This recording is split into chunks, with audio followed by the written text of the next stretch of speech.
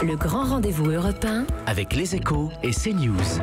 On se retrouve à la rentrée, rendez-vous le 15 janvier, reprise de la session parlementaire. Le 15 janvier, les jeunes gens dans les lycées vont apprendre à quelle sauce ils sont mangés à la fin de l'année.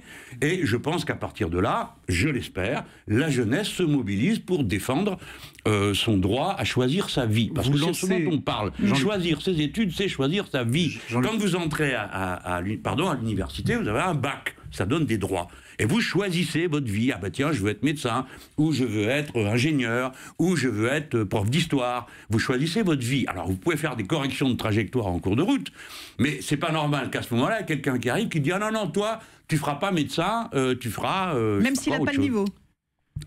Mais normalement, il a le niveau. Puisque c'est le baccalauréat qui est le premier grade de l'université. Le baccalauréat, il ne faut pas que vous le viviez comme une espèce de rite initiatique, à force de le répéter. Ce n'est pas des scarifications sur la figure, c'est un contrôle de niveau. Et c'est un contrôle objectif, parce que national.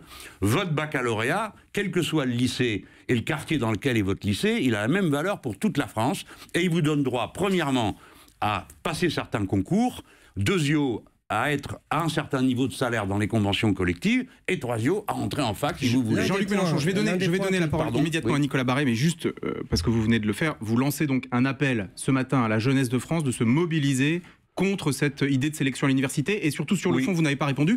Pourquoi est-ce que la sélection ne peut pas être considérée comme aussi une forme de valorisation au mérite ? Pas du tout. Alors, à chaque fois, vous mettez, il faut répondre précisément. Donc, oui. J'appelle les jeunes gens à se préoccuper de leur futur. C'est normal qu'on le fasse dans une démocratie et s'adressant à des jeunes gens qui souvent vont être électeurs en cours de route. Parce que 17-18 ans, c'est l'âge auquel on arrive au baccalauréat. Ce sont des questions qui les concernent très directement et sur lesquelles ils peuvent avoir un avis. Bon, oui, je l'espère, je souhaite la mobilisation de la jeunesse. Aura-t-elle lieu ou pas, c'est une autre affaire. Il est clair qu'en milieu étudiant, c'est extrêmement difficile pour une raison qui ne correspond pas au vécu des gens qui sont autour de cette table, mais... Quelle raison alors ? La moitié des étudiants travaillent pour étudier. C'est-à-dire qu'ils ont une vie qui est une galère totale. Inscrite dans la précarité, la difficulté, il faut faire 2 temps de travail en même temps, celui des études et celui pour se nourrir. Donc, les jeunes gens à l'université sont beaucoup moins disponibles parce qu'ils sont obsédés par la survie, tout simplement. Comme c'est le cas des plus pauvres dans le pays, et c'est pourquoi souvent on a tant de mal à mobiliser ceux qui devraient être le plus naturellement mobilisés. Second aspect, pourquoi ne pas mettre de sélection à l'entrée de l'université? Alors il y a d'abord une raison de fond. Nous autres, les Français, nous n'avons aucune matière première. Ni pétrole, ni rien du tout. Bon, il ne reste qu'une seule matière première, la matière grise. Plus on a d'enfants qui montent en niveau de qualification, plus ce qu'on va faire après, le niveau de la santé, le niveau de l'éducation, des productions industrielles, de l'innovation va être élevé. Donc c'est notre unique atout.